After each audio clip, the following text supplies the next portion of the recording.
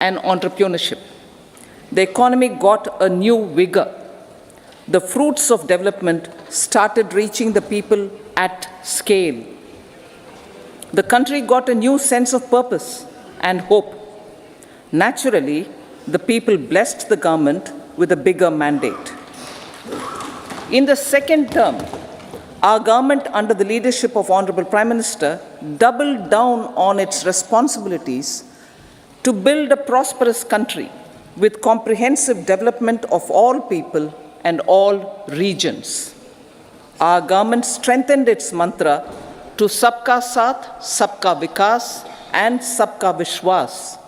Our development philosophy covered all elements of inclusivity, namely social inclusivity through coverage of all strata of the society, and geographical inclusivity through development of all regions of the country. With the whole of nation approach of Sabka Prayas, the country overcame the challenges of once in a century pandemic, took long strides towards Atmanirbhar Bharat, committed to Panch Pran, and laid solid foundations for the Amrit Kal. As a result, our young country has high aspirations, pride in its present, and hope and confidence for a bright future. We expect that our government, based on its stupendous work, will be blessed again by the people with a resounding mandate. Inclusive development and growth. Our humane and inclusive approach to development is a marked and deliberate departure from the earlier approach of provisioning up to village level. Development programs were thus provisioned.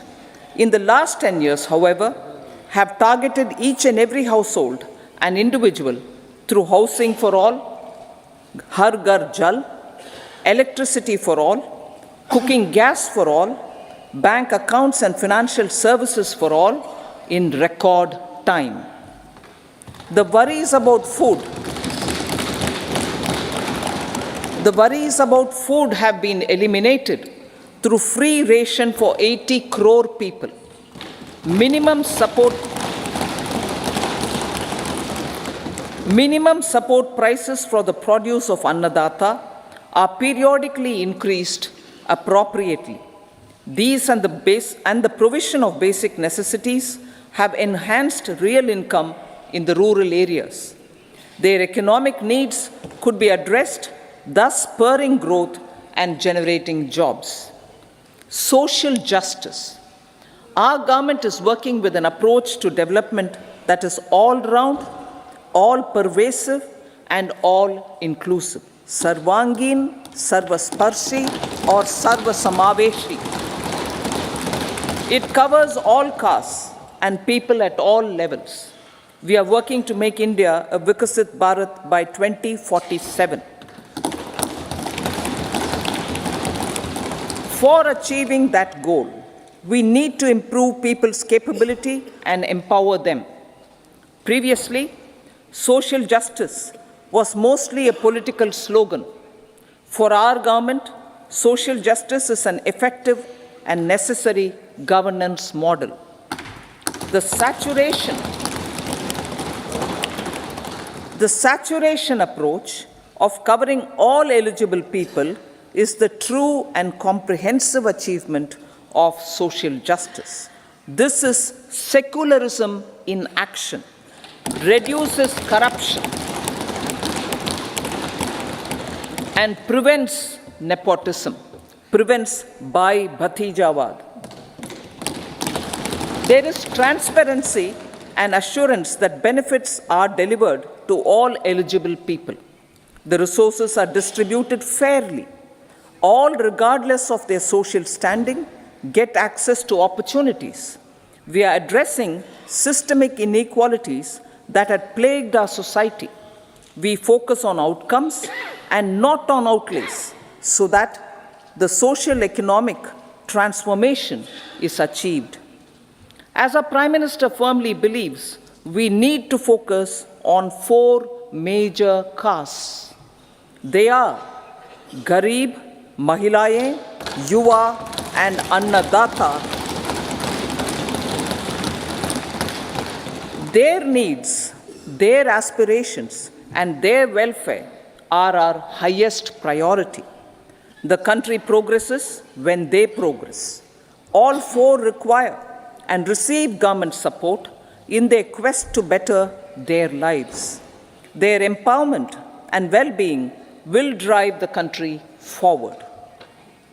Garib Kalyan, Desh Ka Kalyan. We believe in empowering the poor. The earlier approach of tackling poverty through entitlements had resulted in very modest outcomes. When the poor became empowered partners in the development process, government's power to assist them also increases manifold.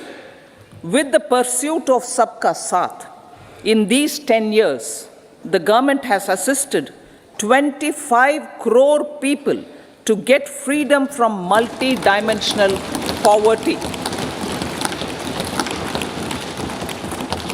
Our government's efforts are now getting synergized with energy and passion of such empowered people. This is truly elevating them from poverty.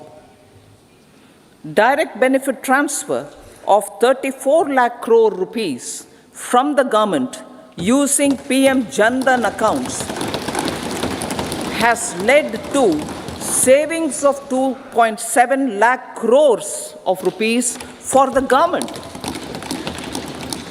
This savings has been realized through avoidance of leakages prevalent earlier. The savings have helped in providing more funds for Garib Kalyan. PM Swanidhi has provided credit assistance to 78 lakh street vendors. From that total of 78 lakh street vendors, 2.3 lakh have received credit for the 3rd time. PM Janman Yojana reaches out to the particularly vulnerable tribal groups who have remained outside the realm of development so far.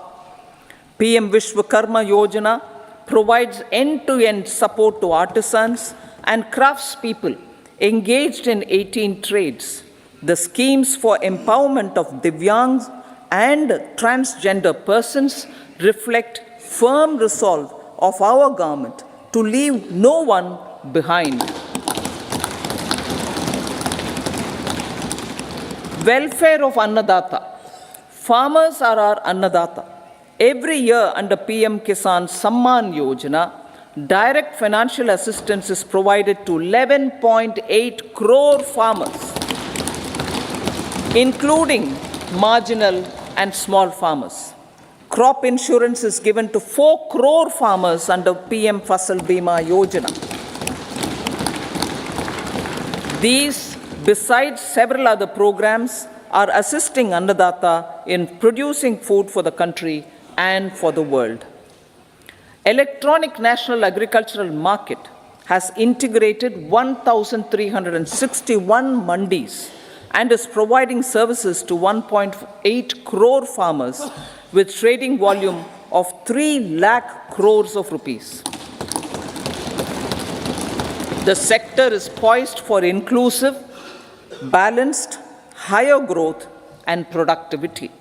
These are facilitated from farmer-centric policies, income support, coverage of risks through price and insurance support, promotion of technologies and innovations through startups. Empowering the Amrit PD, the Yuva. Our prosperity depends on adequately equipping and empowering the youth. The National Education Policy 2020 is ushering the transformational reforms.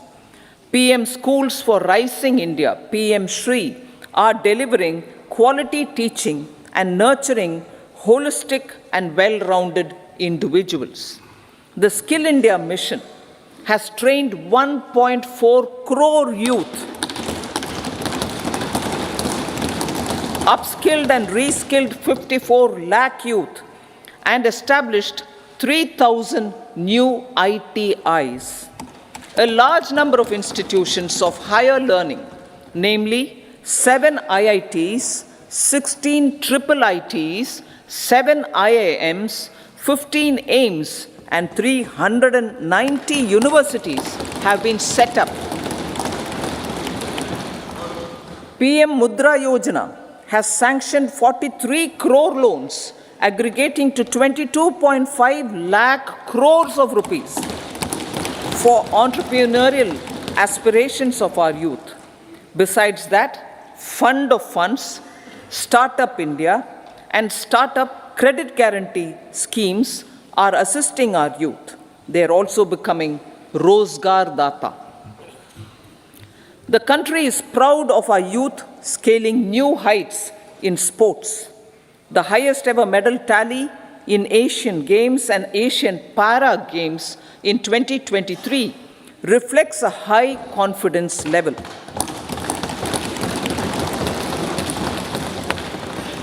Chess prodigy and our number 1 ranked player Pragyananda put up a stiff fight against the reigning world champion Magnus Carlsen in 2023.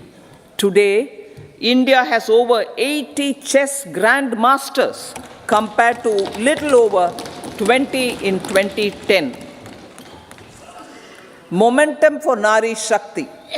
The empowerment of women through entrepreneurship, ease of living, and dignity for them has gained momentum in these 10 years.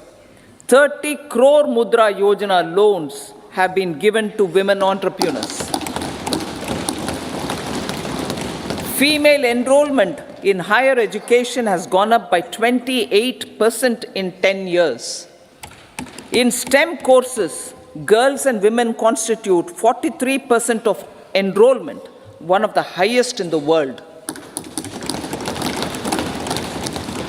All these measures are getting reflected in the increasing participation of women in workforce.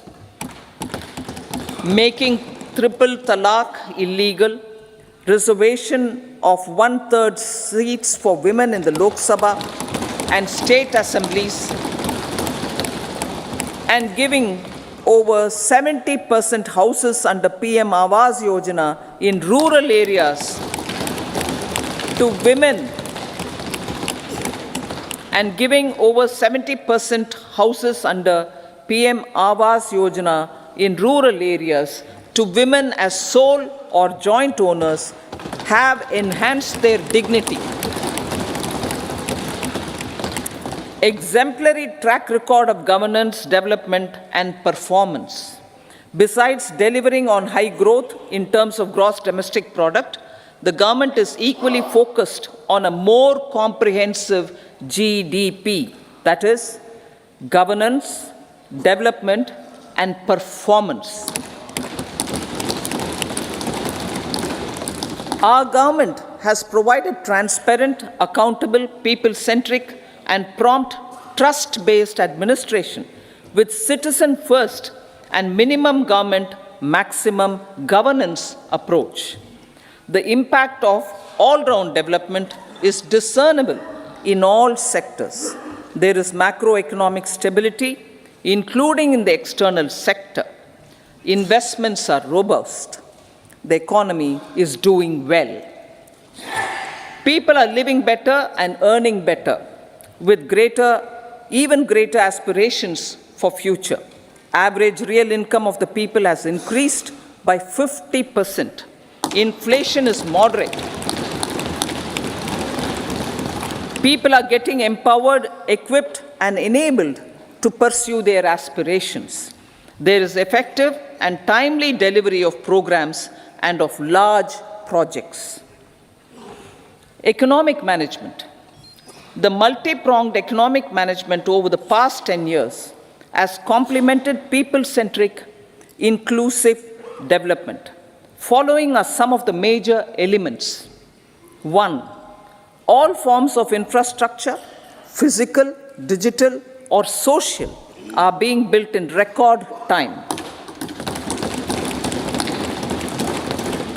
Number two, all parts of the country are becoming active participants in economic growth.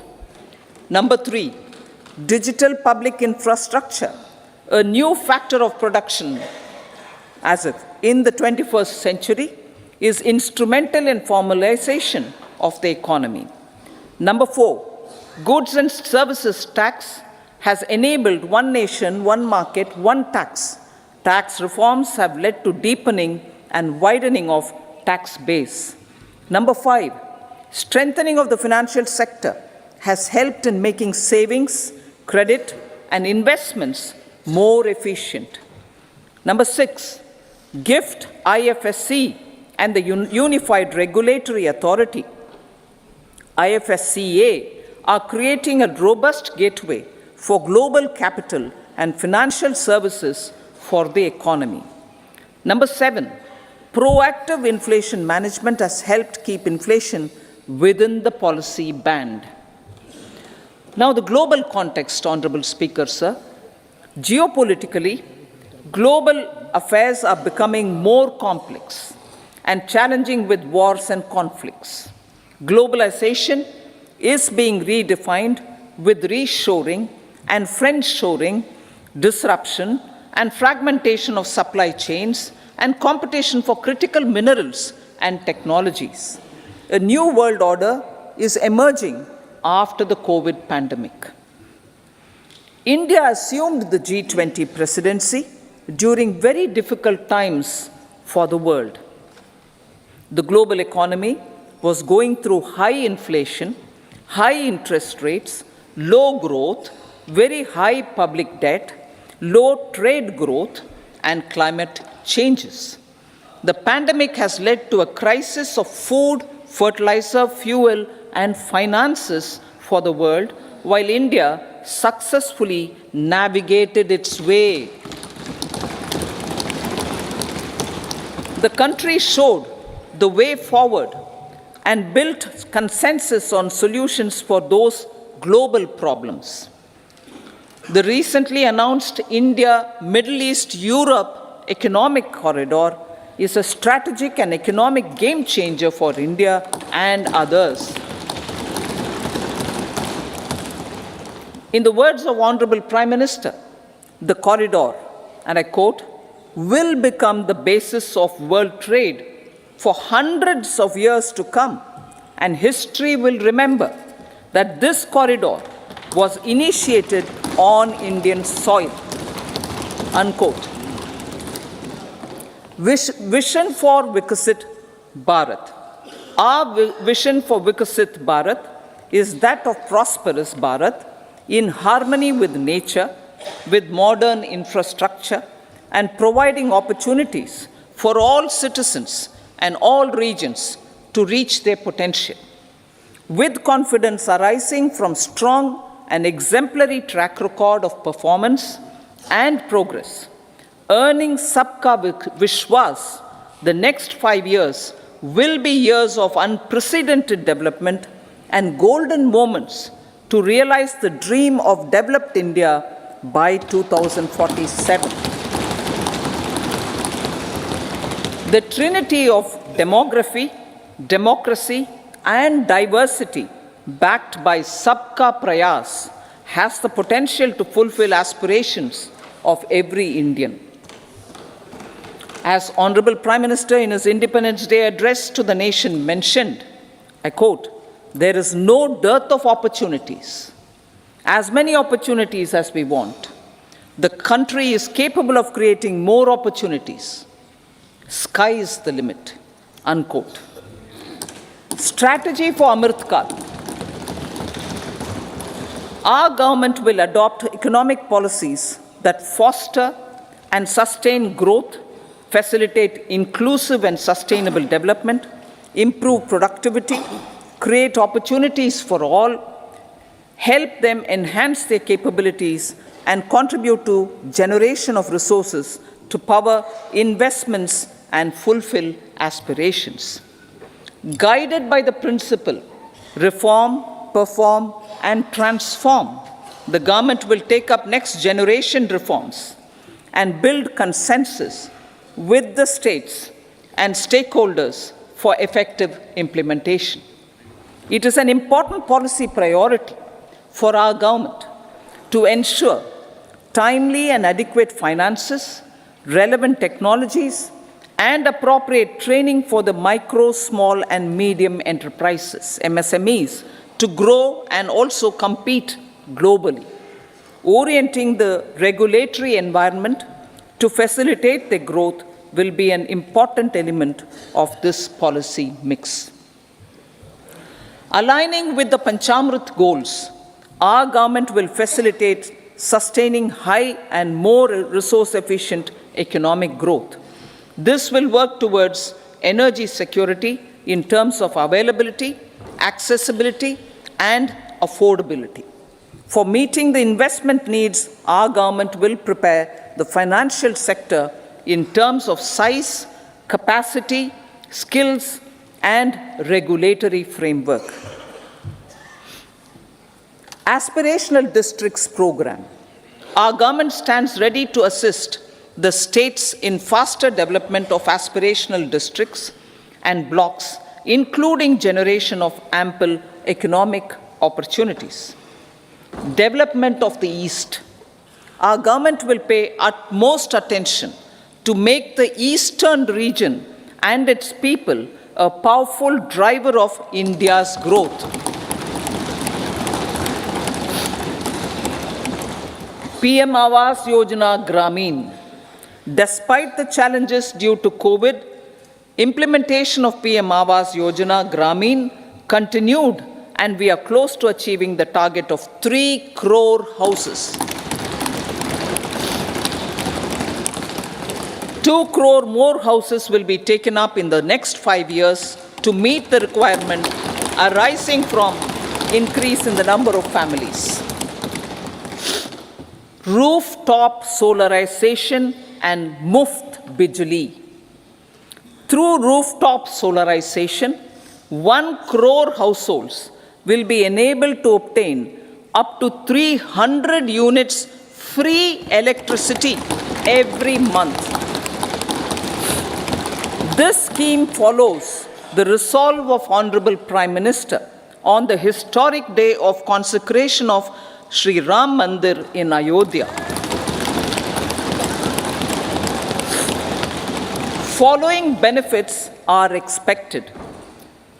Savings up to 15 to 18,000 rupees annually for households from free solar electricity and selling the surplus to the distribution companies. Charging of electric vehicles. Entrepreneurship opportunities for a large number of vendors for supply and installation. Employment opportunities for the youth with technical skills in manufacturing, installation, and maintenance. Housing for middle class. Our government will launch a scheme to help deserving sections of the middle class, and I quote from Honorable Prime Minister's words, living in rented houses or slums or chawls and unauthorized colonies, unquote, to buy or build their own houses. Medical colleges. Several youth are ambitious to get qualified as doctors. They aim to serve our people through improved healthcare services. Our government plans to set up more medical colleges by utilizing the existing hospital infrastructure under various departments. A committee for this purpose will be set up to examine the issues and make relevant recommendations. Cervical cancer vaccination. Our government will encourage vaccination for girls in the age group of 9 to 14 years for prevention of cervical cancer. Maternal and child health care. Various schemes for maternal and child care will be brought under one comprehensive program for synergy in implementation. Upgradation of Anganwadi centers under Saksham Anganwadi, and Poshan 2.0 will be expedited for improved nutrition delivery, early childhood care, and development. The newly designed U-Win platform for managing immunization and intensified efforts of Mission Indradhanush will be rolled out expeditiously throughout the country. Ayushman Bharat. Healthcare cover under Ayushman Bharat scheme will be extended to all ASHA workers, to all Anganwadi workers and helpers. Agriculture and food processing. The efforts of value addition in agriculture sector and boosting farmers' incomes will be stepped up. Pradhan Mantri Kisan Sampada Yojana has benefited 38 lakh farmers and generated 10 lakh employment. Pradhan Mantri Formalization of Micro Food Processing Enterprises Yojana has assisted 2.4 lakh SHGs and 60,000 individuals with credit linkages. Other schemes are complementing the efforts for reducing post-harvest losses and improving productivity and incomes. For ensuring faster growth of the sector, our government will further promote private and public investment in post-harvest activities, including aggregation, modern storage, efficient supply chains, primary and secondary processing and marketing and branding. Nano DAP. After the successful adoption of nano urea, application of nano DAP on various crops will be expanded in all agroclimatic zones. Atmanirbhar Oil Seeds Abhiyan. Building on the initiative announced in 2022, a strategy will be formulated to achieve Atmanirbharta for oil seeds such as mustard, groundnut, sesame, soya bean, and sunflower. This will cover research for high-yielding varieties, widespread adoption of modern farming techniques, market linkages, procurement, value addition, and crop insurance. Dairy development. A comprehensive program for supporting dairy farmers will be formulated. Efforts are already on to control foot and mouth disease. India is the world's largest milk producer with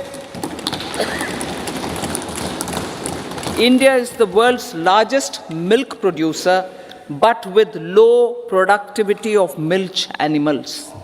The program will be built on the success of existing schemes such as Rashtriya Gokul Mission, National Livestock Mission, and infrastructure development funds for dairy processing and animal husbandry. Matsya Sampada. It was our government which set up a separate department for fisheries, realizing the importance of assisting fishermen. This has resulted in doubling of both inland and aquaculture production. Seafood exports since 2013-14 has also doubled. Implementation of Pradhan Mantri Matsya Sampada Yojana will be stepped up to 1. Enhance aquaculture productivity from existing 3 to 5 tons per hectare. 2. Double exports to 1 lakh crore rupees, and 3. Generate 55 lakh employment opportunities in the near future. 5 integrated aqua parks will also be set up. Lakpati Didi.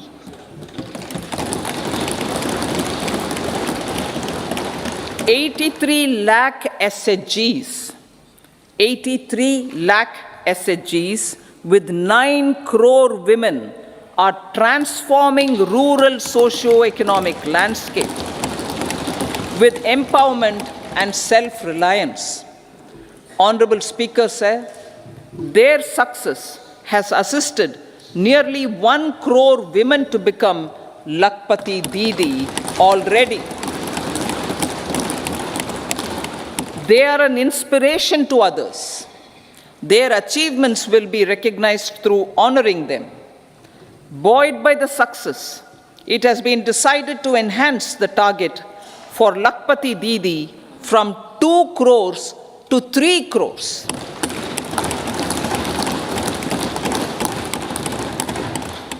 Technological changes, new age technologies and data are changing the lives of people and businesses.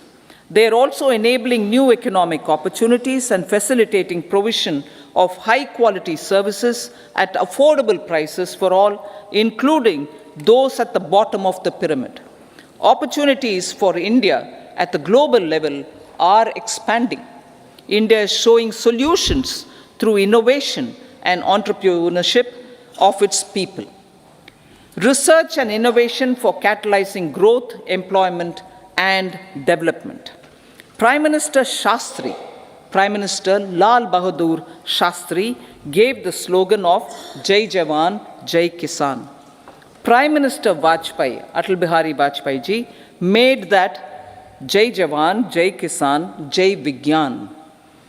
Prime Minister Modi has furthered that to Jai Jawan, Jai Kisan, Jai Vigyan and Jai Anusandhan, as innovation is the foundation of development. For our tech-savvy youth, this will be a golden era. A corpus of 1 lakh crore rupees will be established with 50-year interest-free loan provided. The corpus will provide long-term financing or refinancing with long tenors and low and or nil.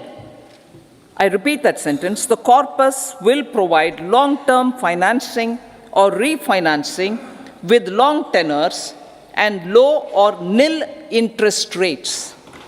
This will encourage the private sector to scale up research and innovation significantly in sunrise domains. We need to have programs that combine the powers of our youth and technology. A new scheme will be launched for strengthening deep tech technologies for defense purposes and expediting Atmanirbharta. Infrastructure development.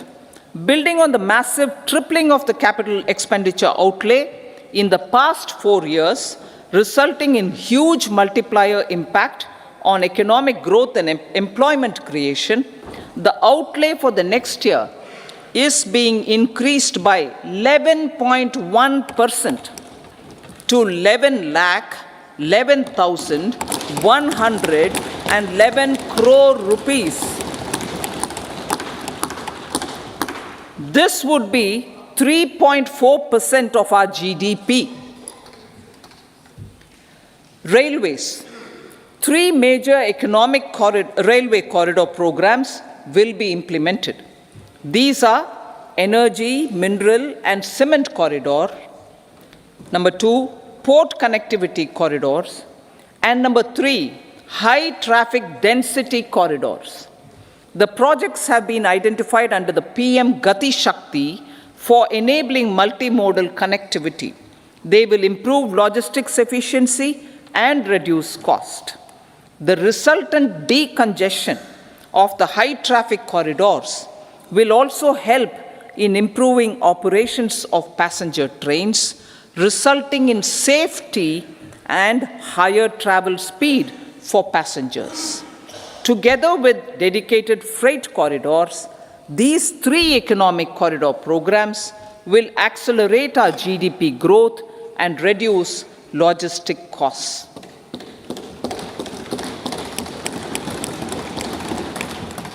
40,000 normal rail bogies will be converted to Vande Bharat standards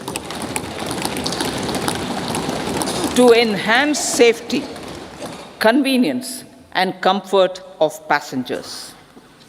Aviation sector.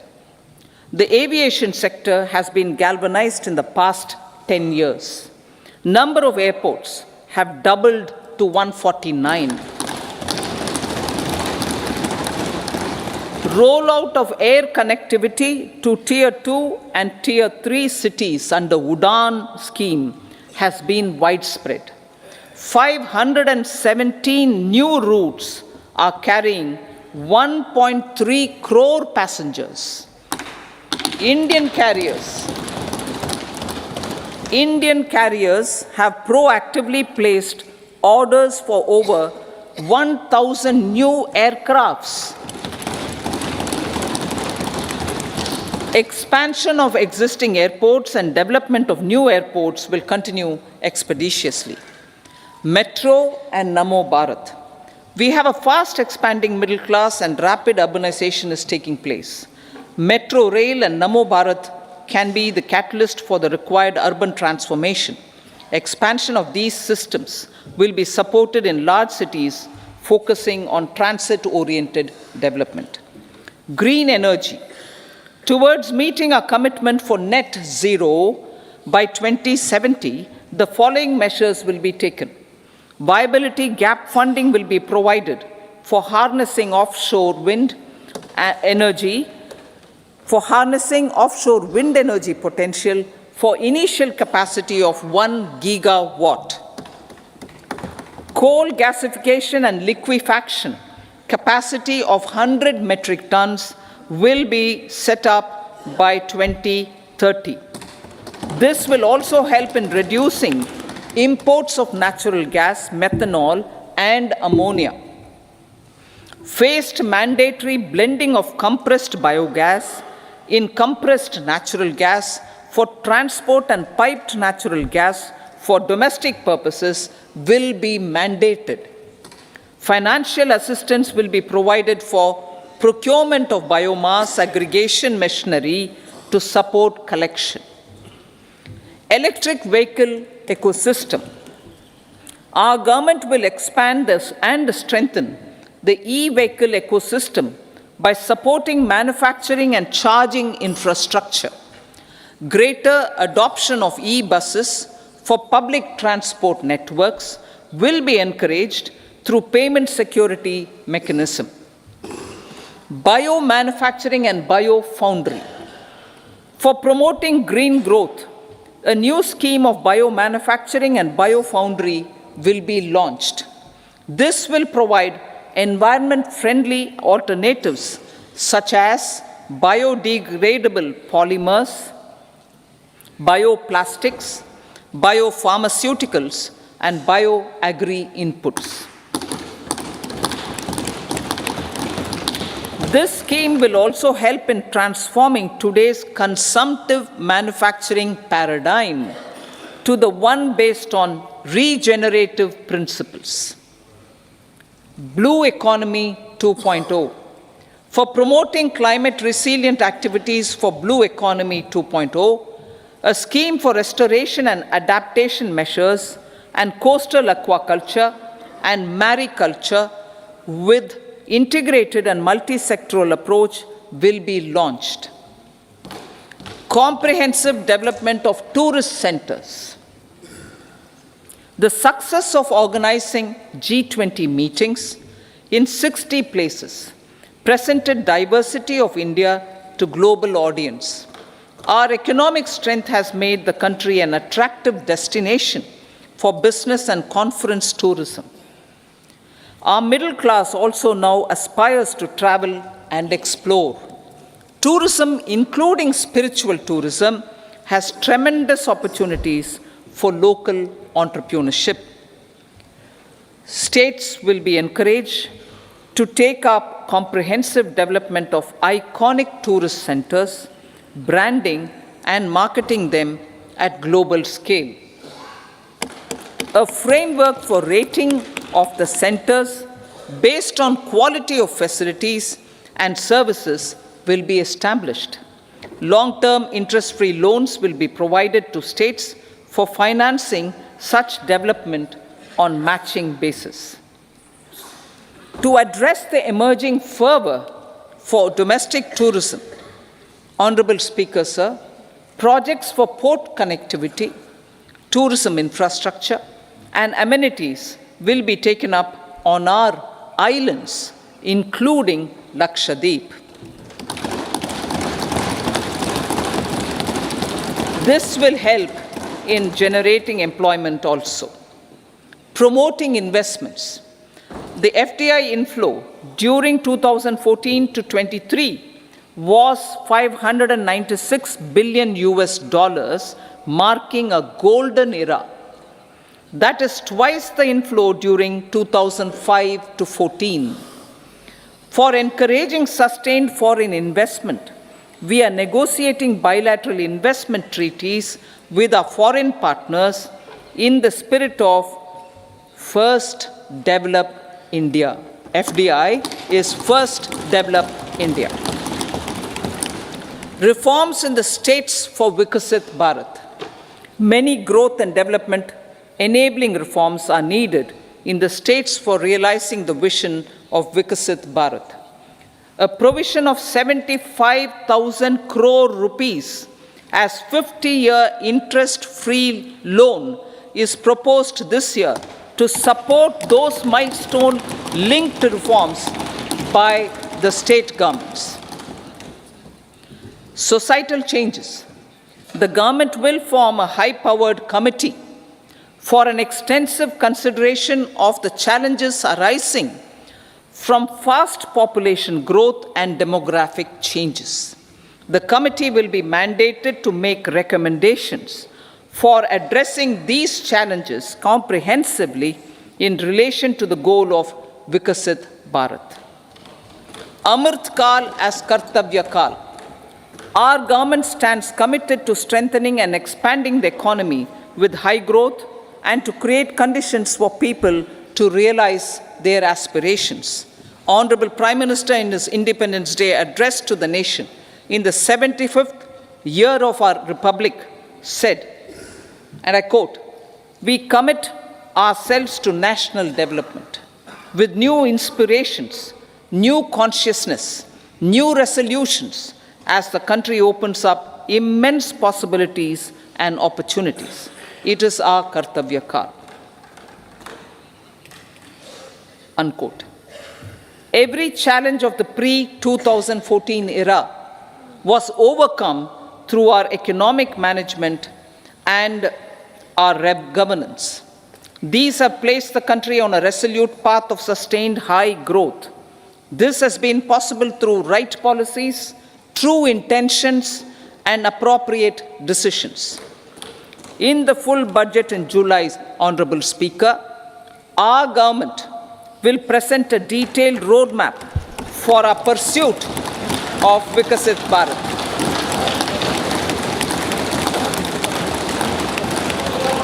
Revised estimates. Revised estimates of 2023-24. The revised estimate of the total receipts other than borrowings is 27.56 lakh crores of rupees, of which the tax receipts are 23.24 lakh crore rupees. The revised estimate of total expenditure is 44.90 lakh crore rupees. The revenue receipts at 30.03 lakh crore rupees are expected to be higher than the budget estimate, reflecting strong growth momentum and formalization in the economy. The revised estimate of the fiscal deficit is 5.8% of GDP, improving on the budget estimate, notwithstanding moderation in the nominal growth estimates. Budget estimates for 2024-25. Coming to the year 2024-25, the total receipts other than borrowings and total expenditure are estimated at 30.80 and 47.66 lakh crore rupees respectively. The tax receipts are estimated at 26.02 lakh crore rupees. The scheme of 50-year interest-free loan for capital expenditure to states will be continued this year with an outlay of 1.3 lakh crore rupees. We continue on the path of fiscal consolidation, as announced in my budget speech of 2021-22, to reduce fiscal deficit below 4.5% by 25-26. The fiscal deficit in 2024-25 is estimated to be 5.1% of GDP, adhering to that path. So the gross and net market borrowings through dated securities during 24-25 are estimated at 14.13 lakh crore rupees and 11.75 lakh crore respectively. Both will be less than that in 23-24. Now that the private investments are happening at scale, the lower borrowings by the central government will facilitate larger availability of credit for the private sector. Vote on account. I'll be seeking vote on account approval of the Parliament through the appropriation bill for a part of the financial year 2024-25. I will now move to Part B. Honorable Speaker, sir, over the last 10 years, the direct tax collections have more than trebled and the return filers swelled 2.4 times. I would like to assure the taxpayers that their contributions have been used wisely for the development of the country and welfare of its people. I appreciate the taxpayers for their continued support. The government has reduced and rationalized tax rates. Under the new tax scheme, there is now no tax liability for taxpayers with income up to 7 lakh rupees, up from 2.2 lakh rupees in the financial year 2013-14. The threshold for presumptive taxation for retail businesses was increased from 2 crores to 3 crores. Similarly, the threshold for professionals eligible for presumptive taxation was increased from 50 lakh rupees to 75 lakh rupees. Also, corporate tax rate was decreased from 30% to 22% for existing domestic companies and to 15% for certain new manufacturing companies. Honorable Speaker, sir, in the last 5 years, our focus has been to improve taxpayer services. The age-old jurisdiction-based assessment system was transformed with the introduction of faceless assessment and appeal, thereby imparting greater efficiency, transparency, and accountability. Introduction of updated income tax returns, a new Form 26AS, and pre-filling of tax returns have made filing of tax returns simpler and easier.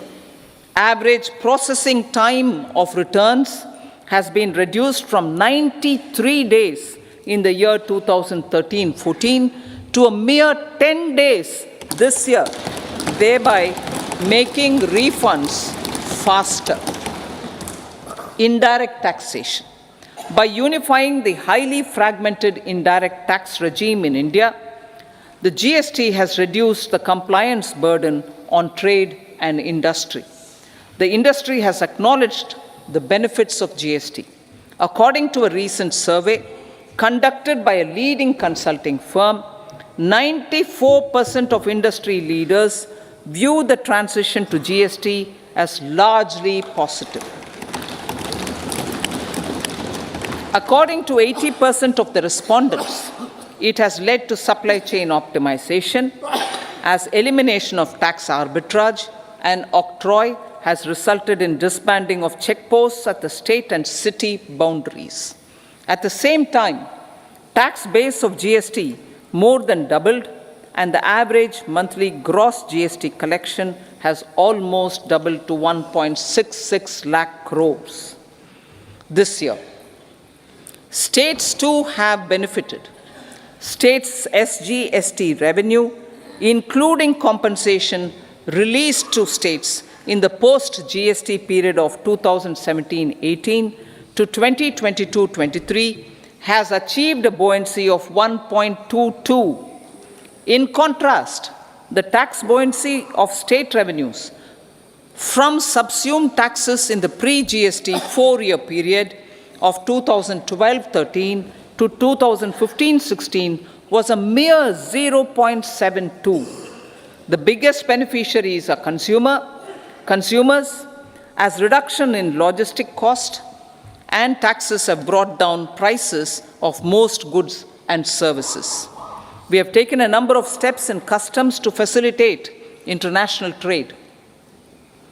As a result, the import release time declined by 47% to 71 hours at inland container depots, by 28% to 44 hours at air cargo complexes, and by 27% to 85 hours at seaports over the last 4 years since 2019, when the national time release studies were first started. Tax proposals. As for tax proposals, in keeping with the convention, I do not propose to make any changes relating to taxation and propose to retain the same tax rates for direct and indirect taxes, including import duties. However, certain tax benefits to startups and investments made by sovereign wealth or pension funds, as also tax exemption on certain income of some IFSC units, are expiring on 31/3/2024.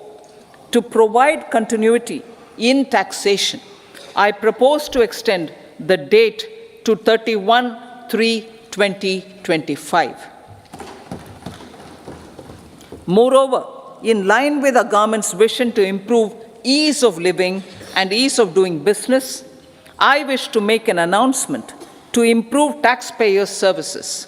There are a large number of petty, non-verified, non-reconciled, or disputed direct tax demands, many of them dating as far back as 1962, which continue to remain on the books, causing anxiety to honest taxpayers and hindering refunds of subsequent years. Honorable Speaker, sir, I propose to withdraw such outstanding direct tax demands up to 25,000 rupees pertaining to the period up to financial year 2009-10 and up to 10,000 rupees for financial years 2010-11 to 2014-15. This is expected to benefit about 1 crore taxpayers. 1 crore taxpayers would benefit out of this. Economy then and now. In 2014, when our government assumed the reins, the responsibility to mend the economy step by step and to put the governance systems in order was enormous. The need of the hour was to give hope to the people, to attract investments, and to build support for the much-needed reforms. The government did that successfully, following a strong belief of nation first. The crisis of those years has been overcome, and the economy has been put firmly on a high, sustainable growth path with all-round development. It is now appropriate to look at where we were then. I repeat, it is now appropriate to look at where we were then till 2014 and where we are now, only for the purpose of drawing lessons from the mismanagement of those years. The government will lay a white paper on table of the House.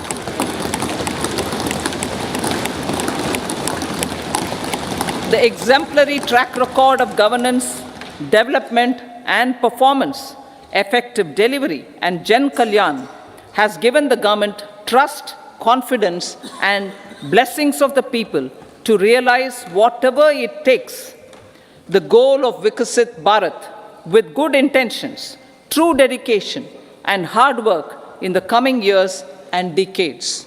With this, Honorable Speaker, I commend the interim budget to this august House. Jai Hind.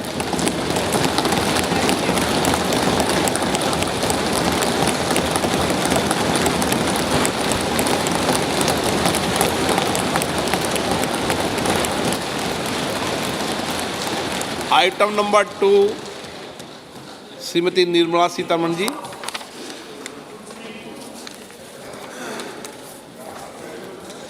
Sir, with your permission, I rise to lay on the table the following statements under Section 3(1) of the Fiscal Responsibility and Budget Management Act 2003, Medium-Term Fiscal Policy cum Fiscal Policy Strategy Statement and Macroeconomic Framework Statement. Item number 3 Shrimati Nirmala Sitharaman ji. Sir, with your permission, I rise to move for leave to introduce the Finance Bill 2024. प्रश्न ये है कि विधेयक को पुनर्स्थापित करने की अनुमति प्रदान की जाए। जो सदस्य इसके पक्ष में हाँ कहें, जो सदस्य विरोध में ना कहें। मेरे विचार में निर्णय हाँ वालों के पक्ष हुआ, हाँ वालों के पक्ष हुआ। माननीय मंत्री जी विधेयक को पुनर्स्थापित करें। Sir, I introduce the bill. सभा की कार्रवाई शुक्रवार दिनांक 2 फरवरी 2024 को प्राप्त 11 बजे तक के लिए स्थगित की जाती है।